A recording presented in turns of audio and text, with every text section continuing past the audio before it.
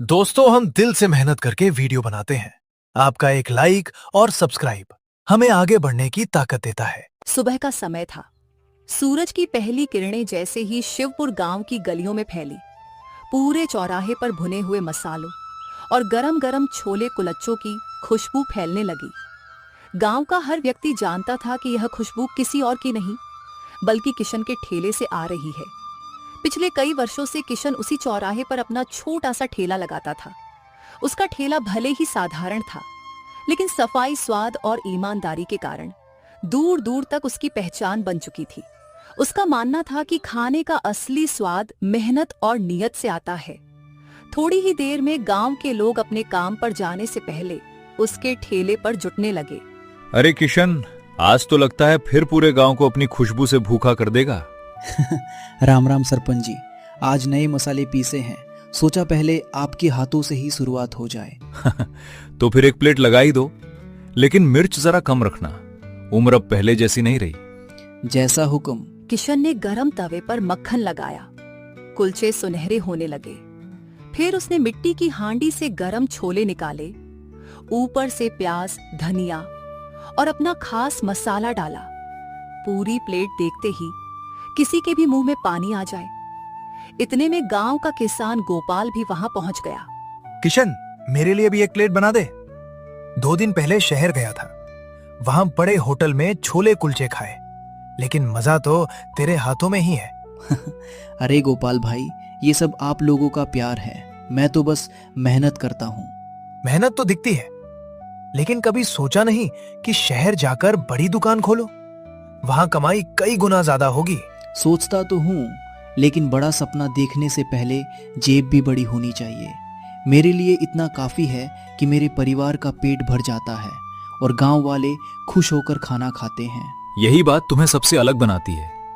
आजकल लोग पैसा देखकर बदल जाते हैं, लेकिन तुम आज भी वैसे ही हो जैसे 5 साल पहले थे। किशन मुस्कुरा दिया। उसे तारीफ सुनना अच्छा तो लगता था, मगर वह घमंड से हमेशा दूर रहता था।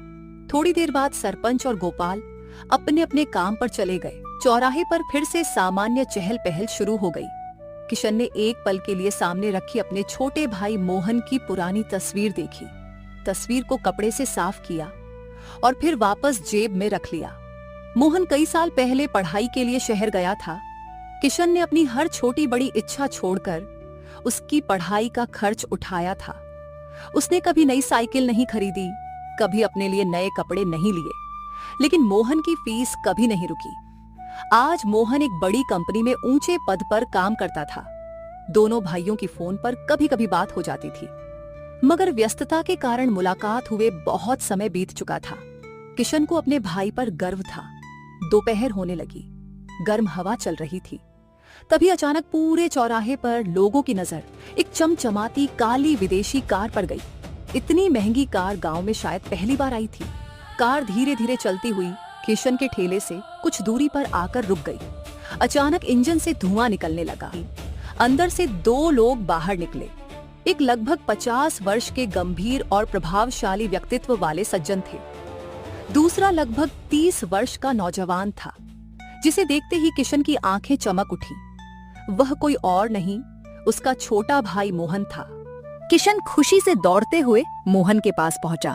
अरे मोहन, तू इतने दिनों बाद? कम से कम आने की खबर तो दे देता। मोहन ने जैसे ही अपने बड़े भाई को देखा, उसके चेहरे का रंग उड़ गया। उसने तुरंत अपने साथ खड़े अधिकारी की तरफ देखा। उसके मन में केवल एक ही डर था। अगर सर को पता चल गया कि मेरा बड़ा भाई सड़क किनारे ठेला लगाता है, तो ऑफिस में मेरी क्या इज्जत रह जाएगी। मोहन कुछ पल के लिए बिल्कुल चुप रह गया। उधर किशन अब भी मुस्कुराते हुए अपने भाई के गले मिलने का इंतजार कर रहा था। किशन अपने छोटे भाई को सामने देखकर खुशी से भर गया था। उसे उम्मीद थी कि मोहन दौड़कर उसके गले लग जाएगा। माफ कीजिए, शायद आपको कोई गलतफहमी हुई है, मैं आपको नहीं जानता। यह सुनते ही किशन के चेहरे की मुस्कान गायब हो गई। मोहन, मैं हूँ तुम्हारा बड़ा भाई किशन। क्या सच में मुझे नहीं पहचान रहा? मोहन ने अपने चेहरे पर बनावटी सख्ती लाते हुए नजरें फेर ली। आपने गलत इंसान को पहचान लिया है। पास खड़े अधिकारी यह सब ध्यान से देख रहे थे। उनके चेहरे पर हल्का सा संदेह साफ दिखाई दे रहा था।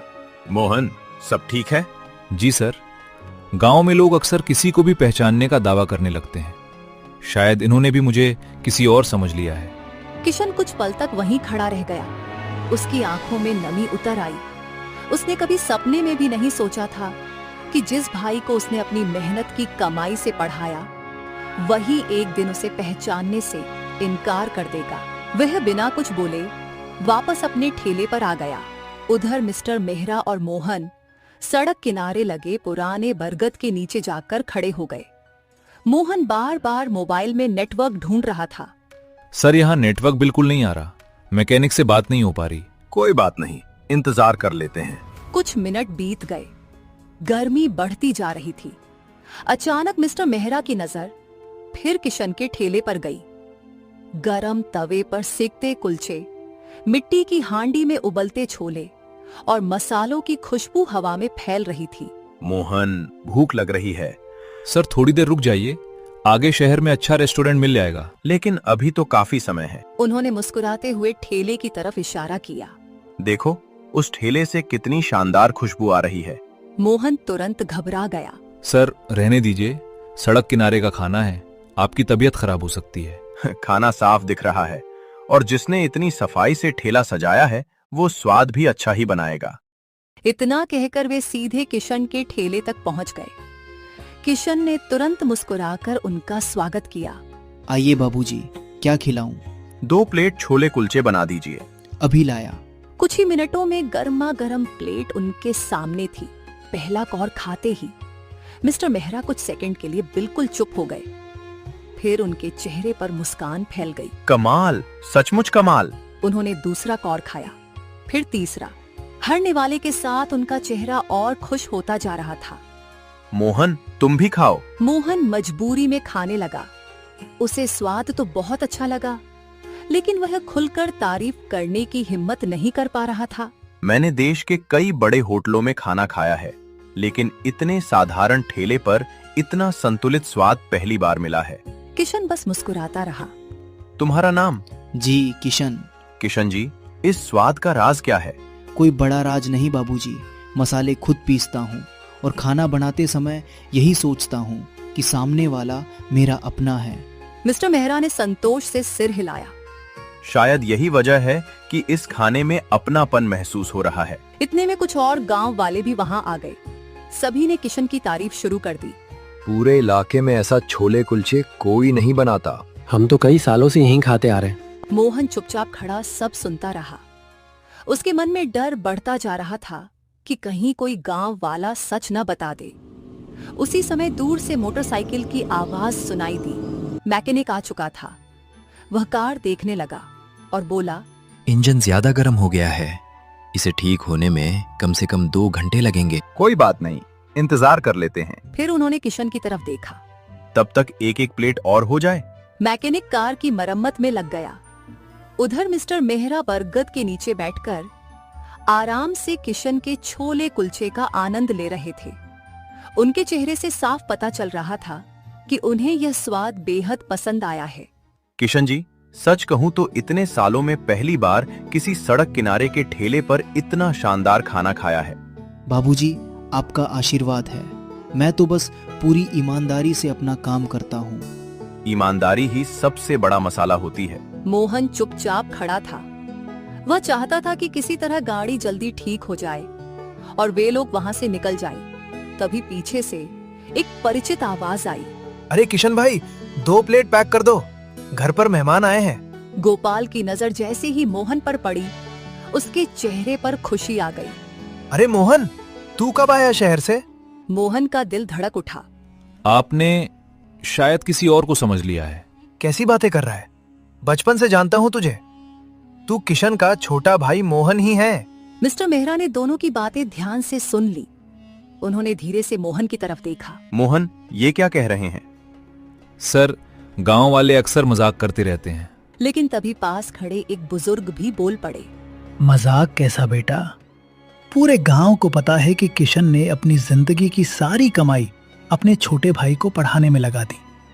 उसी की मेहनत से मोहन आज इतना बड़ा अफसर बना है। अब मोहन के चेहरे का रंग उड़ चुका था। मिस्टर मेहरा धीरे धीरे किशन के ठेले तक पहुंचे। किशन जी, मैं आपसे एक बात पूछना चाहता हूँ, सच सच बताइए, जी बाबूजी। क्या मोहन आपका छोटा भाई है? किशन कुछ पल तक चुप रहा। उसने मोहन की तरफ देखा। मोहन की आंखों में डर साफ दिखाई दे रहा था। किशन समझ गया कि अगर उसने सच बोल दिया तो शायद मोहन की नौकरी पर असर पड़ सकता है। उसने अपने आंसू छिपाए और हल्की मुस्कान के साथ जवाब दिया, नहीं बाबूजी, शायद गांव वालों को कोई गलतफहमी हो गई है। इतने बड़े अधिकारी मेरे भाई कैसे हो सकते हैं? मैं तो बस एक छोटा सा ठेला लगाने वाला आदमी हूँ। यह सुनकर मोहन ने राहत की सांस ली, लेकिन मिस्टर मेहरा अनुभवी इंसान थे। उन्होंने किशन की कांपती आवाज और भीगी आंखें देख ली थीं। उन्हें समझते देर नहीं लगी कि सच्चाई क्या है। उन्होंने मोहन को अपने पास बुलाया।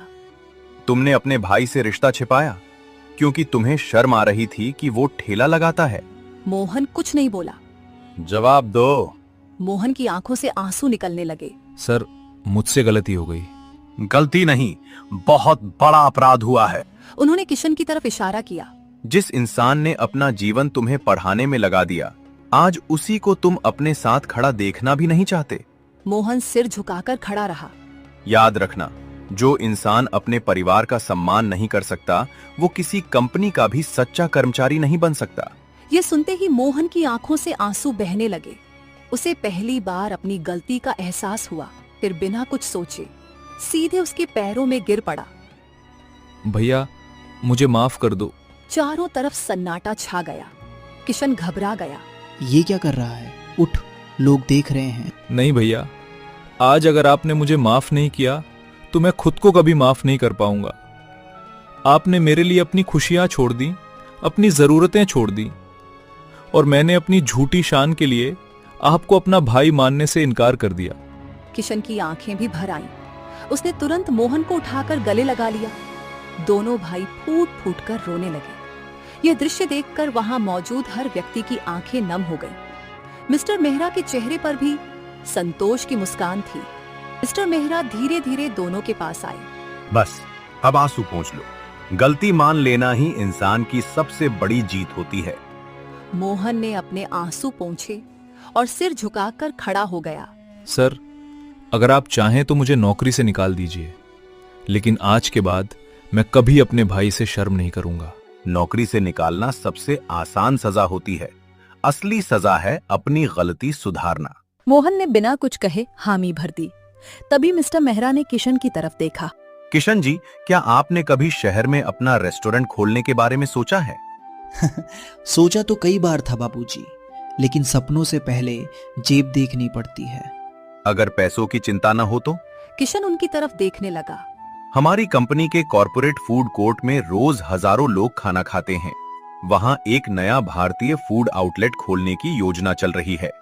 मैं चाहता हूं कि उस आउटलेट की जिम्मेदारी आप संभालें। किशन कुछ पल तक चुप रहा। उसे यकीन ही नहीं हुआ कि कोई इतना बड़ा प्रस्ताव उसे दे सकता है। बाबूजी, मैं तो बस एक साधारण ठेला चलाने वाला इंसान हूँ। नहीं, आप सिर्फ ठेला नहीं चलाते, आप स्वाद, ईमानदारी और सम्मान परोसते हैं। ऐसे लोग बहुत कम मिलते हैं। मोहन की आंखों में खुशी के आंसू आ गए। जिस भाई को कुछ देर पहले वह छिपा रहा था, आज उसी की तारीफ सुनकर उसका सीना गर्व से चौड़ा हो रहा था। भैया, ये मौका जिंदगी में बार बार नहीं मिलेगा। कृपया मना मत करना। किशन ने अपने पुराने ठेले की तरफ देखा। उस ठेले ने उसकी हर खुशी और हर मुश्किल में साथ दिया था। उसी की कमाई से मोहन पढ़ा था, उसी से घर चला था। उसका मन भारी हो गया। बाबूजी, इस ठेले से मेरा रिश्ता सिर्फ रोजगार का नहीं है, यही मेरी पहचान है। इसे छोड़ने का मन नहीं मान रहा।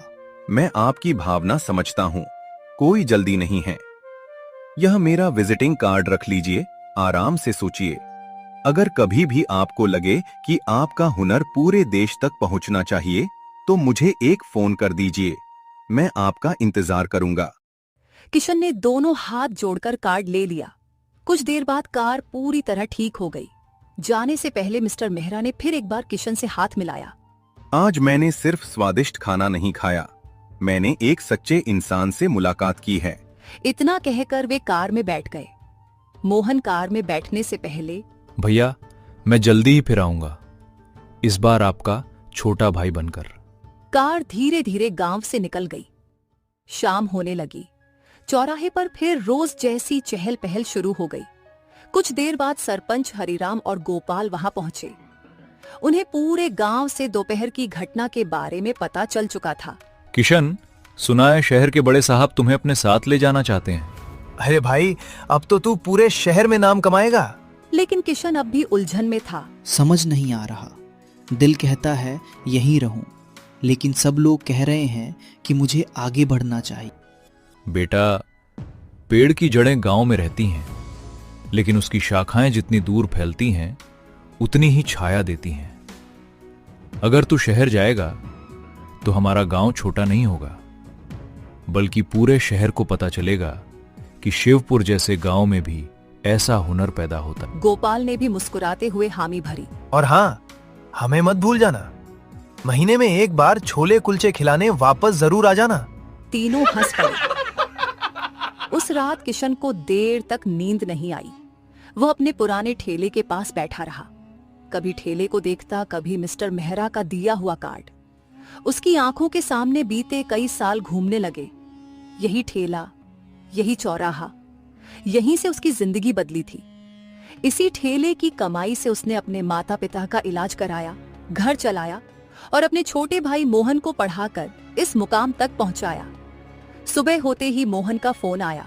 भैया, आपने कुछ सोचा? अभी नहीं, मन मान ही नहीं रहा। भैया, आपने हमेशा दूसरों के लिए जिया है, पहली बार अपने लिए भी सोचिए। आपका हुनर सिर्फ शिवपुर तक सीमित नहीं रहना चाहिए। किशन कुछ देर चुप रहा। उसे सरपंच हरिराम की बात याद आई। पेड़ की जड़ें गांव में रहती हैं, लेकिन उसकी शाखाएं दूर तक फैलती हैं। आखिरकार उसने फैसला कर लिया। ठीक है, मैं शहर आऊंगा। फोन के दूसरी तरफ मोहन खुशी से झूम उठा। धन्यवाद भैया, आपको इस फैसले पर कभी पछतावा नहीं होगा। कुछ ही दिनों बाद किशन शहर पहुंचा। मिस्टर मेहरा ने अपने वादे के अनुसार कंपनी के विशाल कॉर्पोरेट फूड कोर्ट में उसके लिए एक आधुनिक आउटलेट तैयार करवाया। लेकिन किशन की एक शर्त थी। बाबूजी, दुकान चाहे कितनी भी बड़ी हो जाए, इसका नाम वही रहेगा जो मेरी पहचान है। बताइए, क्या नाम रखना चाहते हैं? किशन के स्पेशल छोले कुलचे। बिल्कुल, और इसकी पहचान भी बिल्कुल आपके जैसी होगी, सादगी, सफाई और स्वाद। कुछ ही दिनों में आउटलेट शुरू हो गया। पहले दिन से ही ग्राहकों की लंबी लाइन लगने लगी। लोग एक बार खाना खाते और फिर अपने दोस्तों को लेकर वापस आते। सोशल मीडिया पर भी लोगों ने किशन के स्वाद की खूब तारीफ करनी शुरू कर दी। कुछ महीनों में उसका आउटलेट पूरे शहर की पहचान बन गया। एक दिन दोपहर के समय कंपनी के कई अधिकारी खाना खाने आए। उनमें मोहन के सहकर्मी भी थे। मोहन, सुना है इस आउटलेट के मालिक तुम्हारे ही गांव के हैं? मोहन मुस्कुराया। इस बार उसके चेहरे पर शर्म नहीं, गर्व था। उसने दूर काउंटर पर खड़े किशन की तरफ इशारा किया। सिर्फ मेरे गांव के नहीं, वो मेरे बड़े भाई हैं। आज मैं जो कुछ भी हूं उनकी वजह से हूं। अगर उन्होंने अपनी खुशियां कुर्बान ना की होती तो शायद मैं आज यहां खड़ा भी नहीं होता। सभी अधिकारी सम्मान से किशन की तरफ देखने लगे। थोड़ी देर बाद मोहन खुद काउंटर पर पहुंचा। भैया, आज फिर रिकॉर्ड टूट गया। सुबह से अब तक सबसे ज्यादा ऑर्डर आपके आउटलेट पर आए हैं। किशन मुस्कुराया। रिकॉर्ड मेहनत तोड़ती है, इंसान नहीं। दोनों हंस पड़े। उसी समय मिस्टर मेहरा भी वहां पहुंच गए। उन्होंने चारों तरफ लगी भीड़ देखी और संतोष से मुस्कुरा उठे। मैंने कहा था ना किशन जी, आपके हाथों का स्वाद एक दिन पूरे शहर को अपना दीवाना बना देगा। बाबूजी, ये सब आपकी वजह से संभव हुआ। आपने मेरे हुनर पर भरोसा किया। नहीं, मैंने सिर्फ एक दरवाजा खोला। उस दरवाजे से चलकर आप खुद यहाँ तक पहुँचे हैं। याद रखिए, मौका हर किसी को मिल सकता है, लेकिन उसे सफलता में बदलना हर किसी के बस की बात नहीं होती। किशन ने मुस्कुराते हुए हाथ जोड़ दिए। वह हर महीने एक बार अपने पुराने चौराहे पर जरूर जाता। वहीं उसी पुराने ठेले के पास खड़ा होकर गांव वालों से मिलता, उनका हालचाल पूछता और बच्चों को मुफ्त में छोले कुलचे खिलाता। एक दिन सरपंच हरिराम ने मुस्कुराकर कहा, किशन शहर जाकर भी तू बदला नहीं। इंसान अगर अपनी जड़ों को भूल जाए तो उसकी ऊंचाई का कोई मतलब नहीं रह जाता। पास खड़ा गोपाल हंसते हुए बोला। और स्वाद भी आज तक वही है। तीनों जोर से हंस पड़े। किशन ने अपने पुराने ठेले पर हाथ फेरा। उसकी आंखों में कृतज्ञता थी। उसे एहसास था कि सफलता की शुरुआत किसी बड़े होटल से नहीं बल्कि उसी छोटे से ठेले से हुई थी। जिंदगी में कोई भी काम छोटा नहीं होता। छोटा होता है केवल हमारा नजरिया। मेहनत, ईमानदारी और अपने लोगों का सम्मान करने वाला इंसान देर से सही लेकिन एक दिन जरूर सफल होता है। जो अपनी जड़ों को नहीं भूलता वही असली ऊंचाइयों तक पहुंचता है।